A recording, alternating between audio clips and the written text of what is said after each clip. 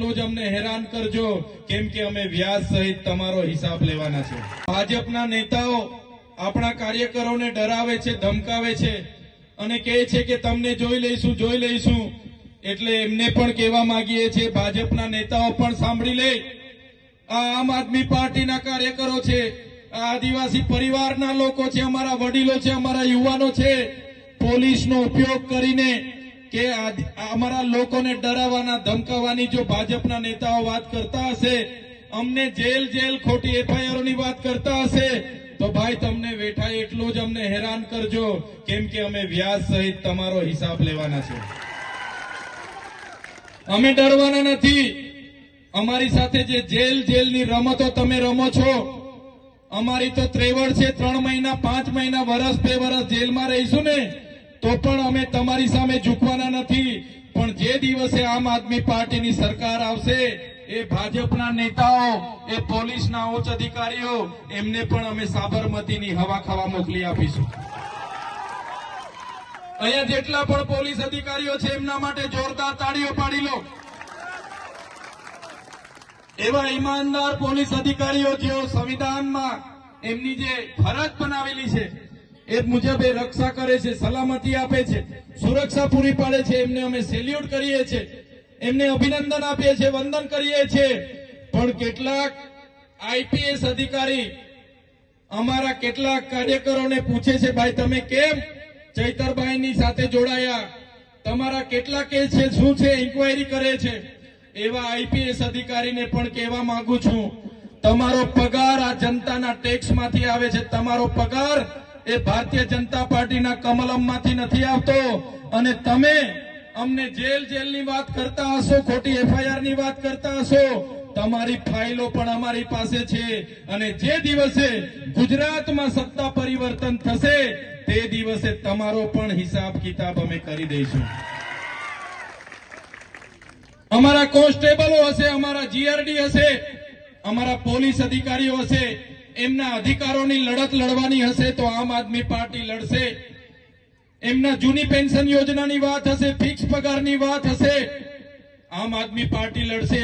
જીઆરડીઓને કાયમી કરવાની લડત હશે, સરકાર સામે આમ આદમી પાર્ટી લડશે.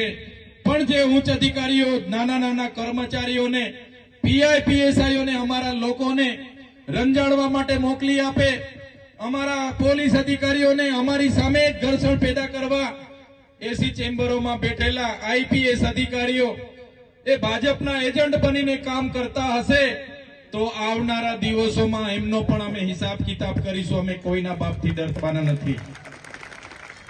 ત્યારે સાથીઓ, આ વિસ્તારમાં જંગલ ખાતું પણ ઘણું હેરાન પરેશાન કરે છે. અમારા ખેડૂતોને ખોટા એમના વાહનો જપ્ત કરે છે, એમને રંજાડે છે, એમની જમીનો ખાલી કરાવે છે. લેવલિંગ કરેલા હોય, કુવા કરવાના હોય, બોર કરવાના હોય, અટકાવી દે છે અને હેરાન પરેશાન થાય છે. ત્યારે જંગલ ખાતાને પણ આ મંચ પરથી અમે ખુલ્લી ચેતવણી આપીએ છીએ કે આ જંગલ અમારા આદિવાસીઓએ સાચવેલું છે. તમારો જંગલ ખાતું 1928માં બન્યું છે અને બાદમાં તમે આવીને અહીંયા અમારા લોકોને ખાલી કરાવવાની વાત કરો, જમીન ખાલી કરવાની વાત કરો. ત્યારે આ જંગલ ખાતાવાળાને પણ આ મંચ પરથી કહેવા માંગુ છું, આવનારા દિવસોમાં અમારા જંગલ જમીન ખેડતા આદિવાસી હોય, એસટી હોય કે ઓબીસી કે એસસી હોય, એમને હેરાન પરેશાન કરવાનું જો કામ તમે કરશો, તે દિવસે અમે અમારા ઓજારો સાથે રોડ પર ઉતરીશું. તમારું જંગલ ખાતું પણ અહીંયા નજરે નથી પડવાનું. ત્યારે સાથીઓ, આ ભાજપની સરકારની જે વ્યવસ્થા છે, અધિકારીઓથી રાજ ચાલે છે, ત્યારે એમની સામે પરિવર્તન લાવવાનું છે. તમારી મૂળભૂત સુવિધાઓ આજ દિન સુધી આપી નથી રહ્યા સરકાર. આજે તમારા વિસ્તારમાં શાળાઓમાં શિક્ષકો નથી, બાળકોને બેસવા માટેના ઓરડા નથી. અહીંયા કેટલાય ગામો એવા છે કે એમ્બ્યુલન્સ નથી પહોંચતી. ત્યારે એવા ગામોમાં પણ આ લોકો વિકાસની વાતો કરે છે. ત્યારે અમે તમને કહેવા માટે આવ્યા છે, હવે ન બાપનું ના બેટાનું, હવે ગુજરાત આપનું બનાવવા માટે પરિવર્તન આપણે કરવાનું છે.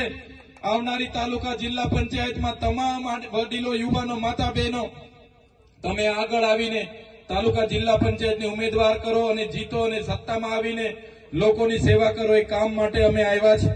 તમે બધા જાણો છો, અમે આ સરકાર સામે આપણા વિદ્યાર્થીઓના શિક્ષણની વાત કરીએ, નોકરીની વાત કરીએ, અનામત બચાવવાની વાત કરીએ, 73AA ની વાત કરીએ, આ વિસ્તારમાં વિસ્થાપિત થયેલા લોકોને વળતર મળે એની વાત કરીએ, રોડ રસ્તા બને એની વાત કરીએ, ત્યારે આ સરકારને ગમતું નથી. અમે કુપોષણથી પીડાતા બાળકોને નિવારણ કરવાની વાત કરીએ, સિકલ સેલ એનેમિયાથી આપણા વિસ્તારમાં પીડાતા લોકોને સહાયની વાત કરીએ, આ લોકોને પોસાતું નથી. અમારા પર ખોટા કેસ કરીને અમને પણ જેલોમાં નાખે છે. પણ સાથીઓ, જેટલું પણ આ લોકો દબાવવા, ડરાવવા અને ધમકાવવા માટેના અમારા પર પ્રયાસો કર્યા છે, એટલી જ વધારે તાકાતથી તમારા માટે અમે લડવાના છે, લડીશું. અને આ મંચ પરથી પણ કહેવા માંગીએ છીએ, જ્યારે પણ આદિવાસી સમાજના બંધારણીય અધિકારોની વાત હશે, સંવિધાનિક અધિકારોની વાત હશે, જ્યારે પણ આદિવાસી સમાજ સાથે કોઈ પણ જગ્યા અન્યાય અત્યાચાર થતો હશે, આ ચૈતર વસાવા સૌથી આગળ તમને જોવા મળશે. અમે જેલોથી નથી ડરતા. અમે પણ એક સરકારી નોકરીમાંથી રાજીનામું આપીને આ જાહેર જીવનમાં ભાઈ ખાબડના દીકરાઓએ કરોડોનું કૌભાંડ કર્યું. અહીંયા પંચમહાલના પ્રમુખે કરોડોનું કૌભાંડ કર્યું. અહીંયા છોટાઉદેપુરના નેતાઓએ કરોડોના કૌભાંડો કર્યા. ભાજપ અને કોંગ્રેસના ભેગા મળીને કૌભાંડો કર્યા અને અમે ઉજાગર કર્યું. ત્યારે મનરેગાનું કૌભાંડ થઈ ગયું તો એમણે હવે જી રામજી નામ આપી દીધું છે. જાણો છો ને બધા? એટલે હવે આપણાથી જી રામજી કૌભાંડ એવું કહેવાય નહીં. ત્યારે સાથીઓ, રામ તો આપણા હૈયે વસે છે એવું આપણા સંતો મહંતોએ કીધું છે. ત્યારે આ ભાજપની સરકારને કહેવા માંગીએ છીએ કે મનરેગાનું નામ બદલવાથી તમારા કૌભાંડો અમે ભૂલી જવાના નથી. આવનારી તાલુકા જિલ્લા પંચાયતોમાં એ કૌભાંડોનો જવાબ તમને મળી જવાનો છે. આ ભાજપના લોકોનો બસ ચાલે તો મહાત્મા ગાંધીના, સરદાર પટેલના, જવાહરલાલ નહેરુના જેટલા પણ ક્રાંતિકારીઓના નામે જેટલી પણ યોજનાઓ છે બધી બંધ કરવા લાગ્યા છે. મને લાગે છે આમનો બસ ચાલશે, તમે ને અમે જાગૃત નહીં થશું તો આવનારા દિવસોમાં આપણી જે ચલણી નોટો છે ને 500, 100, 200 એમાં પણ દાઢીવાળા બાબા આવી જશે. આવશે કે નહીં આવશે? મહાત્મા ગાંધીજીને હટાવીને એમાં પણ સફેદ દાઢીવાળા બાબાને લાવવાનું કાવતરું આ લોકો કરશે. એટલે તમને કહેવા માંગીએ છીએ, આવનારા દિવસોમાં તાલુકા જિલ્લા પંચાયતો આવવાની છે, એમાં બધા તૈયાર થઈ જાઓ અને ભાજપ અને કોંગ્રેસના સંબંધ અને શરમ ભૂલીને તમારામાંથી ઉમેદવારી કરો અને આપણા લોકોનું કામ કરે, રાતે ઉજાલે આવીને ઉભો રહે એવા લોકોને ચૂંટીને લાવો અને પરિવર્તન લાવો. એ વાત કરવા માટે અમે તમારી વચ્ચે આજે આવીને ઉભા છે. સાથીઓ, અમે રસ્તે ઉભા હતા, ભાવી જેતપુરથી આવ્યા ત્યારે રસ્તે વાત થઈ કે આ વિસ્તારમાં જે લોકો ઘણા વર્ષથી જંગલની જમીન ખેડે છે, હવે જંગલ, જળ અને જમીનના પ્રાવધાન આપણને બંધારણમાં આપ્યા છે. પૈસા એક એવું કહે છે કે ગામ સભાની પરવાનગી હોય અને ગામ સભા સર્વસંમતિથી નક્કી કરે તો એ વ્યક્તિને વન અધિકાર અધિનિયમ 2006 અંતર્ગત એ સનદ આપવાની થાય છે. છતાં આજ દિન સુધી ભાજપના શાસનમાં 50% લોકોને આજે સનદ મળી નથી. જેમને મળી છે 5 એકર ખેડતા હોય તો 2 એકરની મળી છે, 4 એકર ખેડતા હોય તો 40 ગુંઠાની મળી છે. ત્યારે સાથીઓ, આજના મંચ પરથી આપણે કહેવા માંગીએ છીએ કે વન અધિકાર અધિનિયમ અંતર્ગતના જે પેન્ડિંગ દાવાઓ છે, જો આ ભારતીય જનતા પાર્ટીની સરકાર સત્વરે આપણા લોકોને નહીં આપશે તો આવનારા બજેટ સત્રમાં અમે આહવાન કરીશું અને તમારે બધાએ ગાંધીનગર ખાતે પધારવાનું છે અને વિધાનસભાનો આપણે ઘેરાવો કરવાનો છે. વિધાનસભાનો ઘેરાવો કરીશું તો અમને ખબર પડશે. હમણાં જ યુવરાજસિંહભાઈએ કીધું કે આદિવાસીઓને આર્ટિકલ 335 16(4) ક અંતર્ગત આપણને શૈક્ષણિક અને નોકરીમાં અનામત મળ્યું છે. જે 15% અનામત મળ્યું છે કોઈની દેન નથી, કોઈની મહેરબાની નથી. અને આ ભારતીય જનતા પાર્ટીની સરકારે 18/5/2023 ના રોજ એમણે જીએડી એક પરિપત્ર બહાર પાડ્યો અને એમાં જણાવવામાં આવ્યું કે જેટલી પણ વર્ગ 3 ની ગૌણ સેવા પસંદગી મંડળની ભરતીઓ થશે એમાં આદિવાસી ઉમેદવારોએ ફરજિયાત 40% માર્ક લાવવાના. એટલે આપણી સીટો ખાલી રહી જાય છે, એમાં ભરતી થતી નથી. ત્યારે મેં આ મંચ પરથી કહેવા માંગુ છું, તમારા બધાના યુવાનો, દીકરાઓ જે પણ ભણી ગણીને આજે ભરતીઓની તૈયારી કરે છે એમને પણ કહેવા માંગુ છું, આવનારા દિવસોમાં અમારી આગેવાનીમાં ગુજરાતની વિધાનસભા ગુજરાતના પાટનગર ગાંધીનગર ખાતે આહવાન થશે અને તમારે બધાએ બજેટ સત્ર દરમિયાન ગાંધીનગર પહોંચવાનું છે. જો આ 40%નો કટઅપ આ ભારતીય જનતા પાર્ટીની સરકાર રદ નહીં કરશે તો આવનારા બજેટના સત્રમાં વિધાનસભાનો ઘેરાવો આપણે કરવાનો છે. ત્યારે સાથીઓ, એમના મંત્રીઓ, એમના સાંસદો, બધા જ લોકો આ વિસ્તારોમાં કહેવા માટે આવે છે કે અમારી સરકાર છે, અમારી સરકાર છે. અમે કહેશું તે થશે તો એમને કહેવા માંગીએ છીએ, આ ભીખાપુરાથી ઉપરની પૂર્વ પટ્ટીના ગામોમાં આજે વિદ્યાર્થીઓને અહીંયા આવવા માટેની બસની વ્યવસ્થાઓ નથી. આજે 4 મહિના પહેલા કદવાલને તાલુકો જાહેર કર્યો છે. આજે ત્યાં મામલતદાર કચેરીમાં લોકોને જવાબ આપવા માટે અધિકારીઓ નથી. આજે તાલુકા પંચાયતને 4 મહિના થઈ ગયા, એમના અધિકારીઓ આજે લોકોના કામ કરતા નથી. આજે કદવાલને એક ડેપો મળવો જોઈએ, સ્વતંત્ર પોલીસ સ્ટેશન મળવું જોઈએ.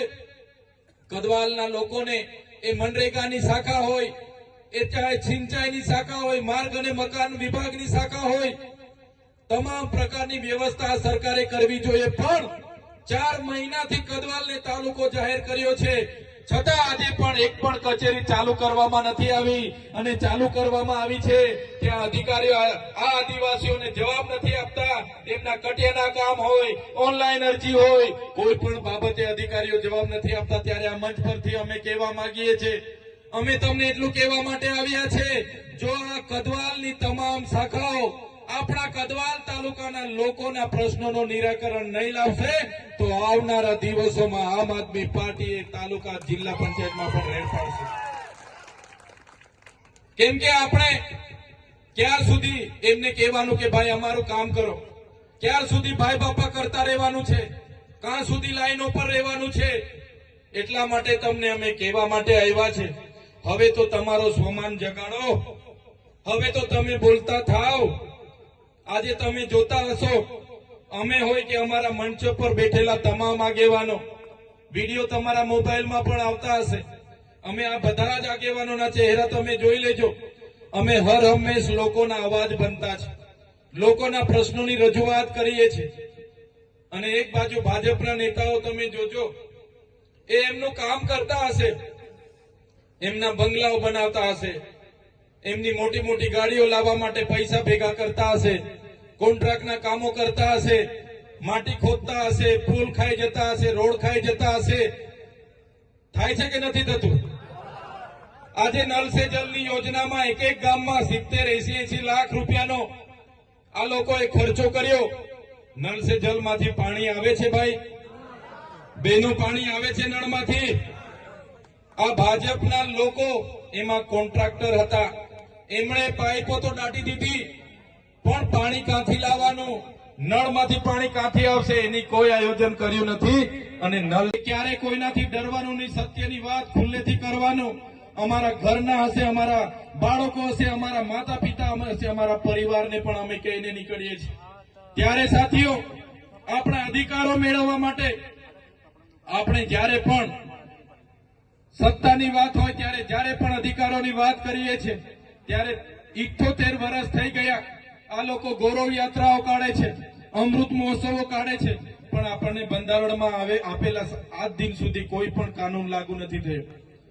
ત્યારે હવે આપણે જાગવાની જરૂર છે. વધારે વિશેષ હું વાત નથી કરતો, સમય વધારે થયો છે. પણ આજે તમે અહીંયા આવ્યા છો ત્યારે બધા જ મારા વડીલ મુરબ્બીઓ, મારા સંતો મહંતો, મારી માતાઓ, મારી બહેનો, મારા ભાઈઓ, બધાને અમે વિનંતી કરવા માટે જ આવ્યા છે કે બહુ થયું. હવે 30 વર્ષ આપણે લાવ્યા છે, 30 વર્ષથી ભાજપ ભાજપ ભાજપ ભાજપ, સરપંચથી લઈને દિલ્હી સુધીની સરકારો બનાવી છે. પણ એકવાર અમને તક આપો, એકવાર અમને સહકાર આપો, તમારા પવિત્ર તમારા મત આપો, એકવાર તમારા આશીર્વાદ આપો.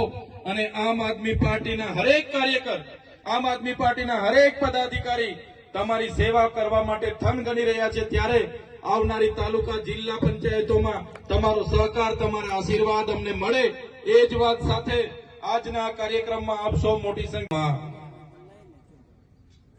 જોરિયા પરમેશ્વર અને રૂપસિંહ નાયકની ક્રાંતિકારી ભૂમિ પર અહીં મંચસ્થ ઉપસ્થિત જેમણે ખૂબ જ સરસ વિગતવાર શિક્ષણ બાબતે, પરીક્ષાઓ બાબતે પ્રકાશ પાડ્યો એવા અમારા સાથી આમ આદમી પાર્ટીના વિદ્યાર્થી નેતા યુવરાજસિંહ જાડેજા, આપણા જ વિસ્તારના છોટાઉદેપુર લોકસભાના ઇન્ચાર્જની જેમની જવાબદારી છે એવા મુકેશભાઈ બારિયા, છોટાઉદેપુર જિલ્લાના આમ આદમી પાર્ટીના પ્રમુખ એવા રાધિકાબેન રાઠવા, છોટાઉદેપુર વિધાનસભાના પ્રભારી એવા વિનુભાઈ રાઠવા, કદવાલ તાલુકાના પ્રમુખ એવા રવિન્દ્રભાઈ, સાથે જ આ વિસ્તારના આગેવાન એવા પર્વતભાઈ, જેમણે આ મંચ પરથી ખૂબ સારું વક્તવ્ય આપ્યું, જેમને આપણે સૌ રાજેશભાઈ લગામી તરીકે ઓળખીએ છીએ એવા રાજેશભાઈ રાઠવા, જેઓ પોતાની પાઘડીથી પરિચિત છે, ઓળખાણ ધરાવે છે એવા અમારા આપણા સૌના વડીલ એવા ભંગ્યાભાઈ રાઠવા,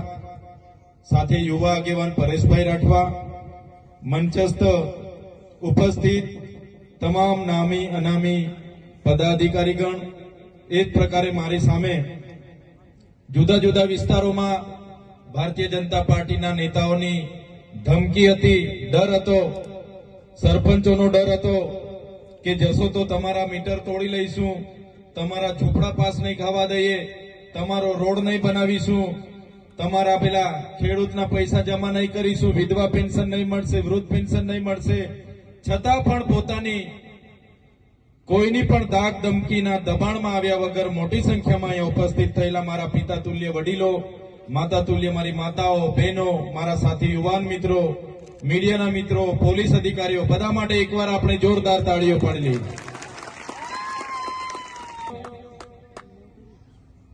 તમને બધાને ખબર છે કે જે પ્રકારે આપણા દેશ પર અંગ્રેજોનું શાસન હતું, એના પહેલા પણ ઘણી મુગલોએ પણ 500 થી 700 વર્ષ શાસન કર્યા, બીજી ઘણી બહારની અનેક જાતિઓના અતિક્રમણો થયા, આક્રમણો થયા, અને આઝાદીના લડતમાં બધા જ લોકોએ પોતપોતાનું યોગદાન આપ્યું.